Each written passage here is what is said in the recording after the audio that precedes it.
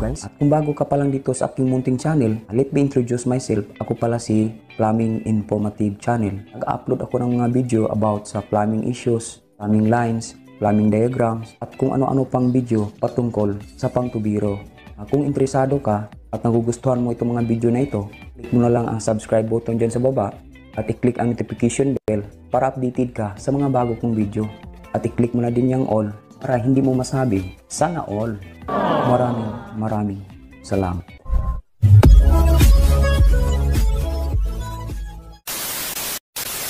Hello mga katubo, welcome back to my channel.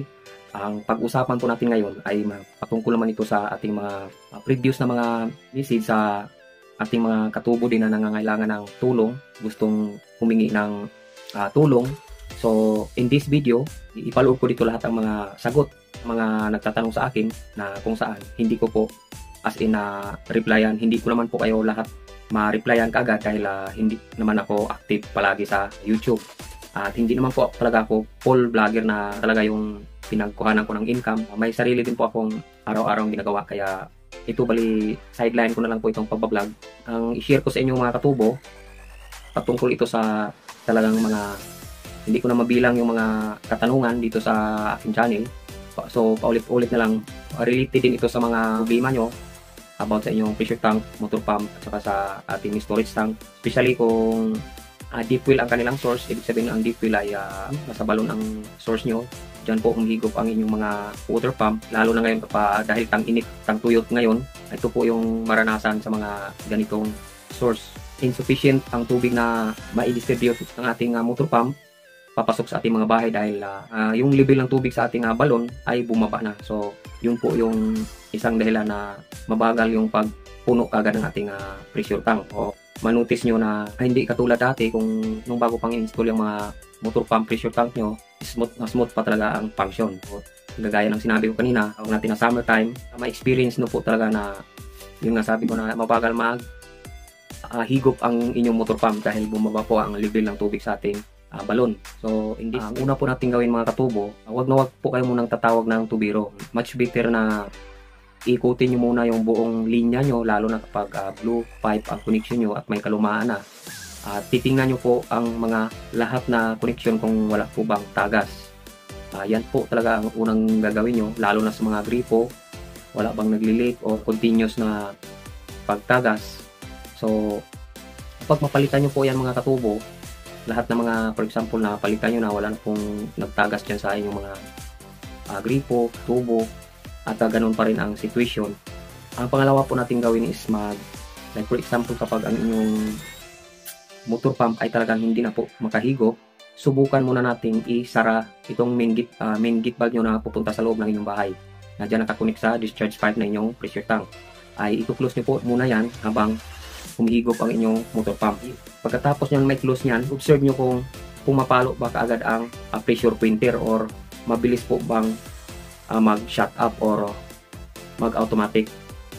Pero kung ganun pa rin mabagal yung pag-angat ng pressure pointer, kailangan na po nating sabunin muna ang buong katawan ng ating pressure tank.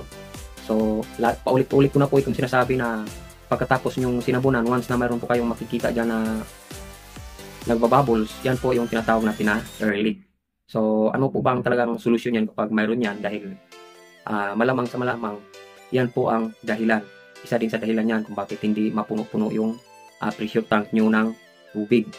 Actually, hindi naman talaga lahat ng laman ng ating pressure tank is tubig.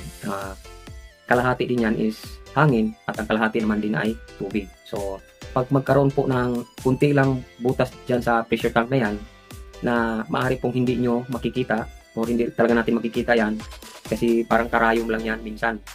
So lalo na kapag nabubutas sa upper portion ng ating pressure tank, dahil mostly dyan na banda sa taas ng ating pressure tank is hangin ang lumalabas dyan, hindi tubig. Kaya ang solusyon po sa mga ganyang situation, kailangan natin sasabunin. Marami na po tayong mga DIY nyan ngayon kung paano hihinangin. Kung mapansin nyo sa may mga ibang shop na meron na nagtinta ng katulad nito, kung mapansin nyo, yan, pwede po yan i-apply natin dyan. So kayo na lang bahala kung ipahinang nyo, ipawil nyo ang inyong pressure tank para mawala yung air leak na yan. Okay? So, pupunta naman tayo sa number 3. Sa mga ganyang senaryo mga katubo na hindi talaga makahigop, ay kailangan din natin muna na i-check ang ating impeller sa ating motor pumps dito sa ating motor pump na ito. Kailangan po nating i-dismantle ito. Tingnan natin dito sa loob nito kung wala po bang nakaharang ng mga dumi o mga debris dyan sa impeller natin.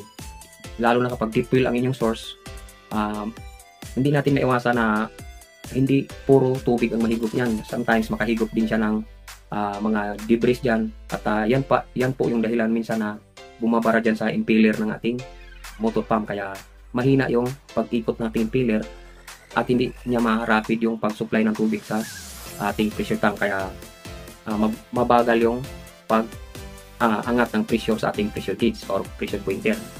So, yan po yung pangatlong dahilan, yung impeller ay marumi. Kailangan na po nating linisin yan. So, dito naman po tayo sa number 5 or number 4. Basta, last but not least mga katubo, ay ito pong ating screw pipe or casing. Malamang dahil na po sa kalumaan, ay nagkakaroon na po ng butas. Madali lang po itong i-repair kung balon po ang source nyo. Huhugutin nyo lang po ito, tapos maaring papalitan nyo po yung mga joining yan. Suggest ko po sa inyo na mga matibay talaga na maging screw pipe sa ating motor pump is yung PTR. Medyo may kamahalan po ito, pero 100% na ma-guarantee ko sa inyo na matibay talaga ito uri sa mga tubo. Dali, yan lang po muna mga katubo yung may share ko sa inyo ngayon. Actually, marami pa sana pero medyo napakaba na ako. Kita-kits lang po tayo sa next ko na upload video. Paalam pa lang.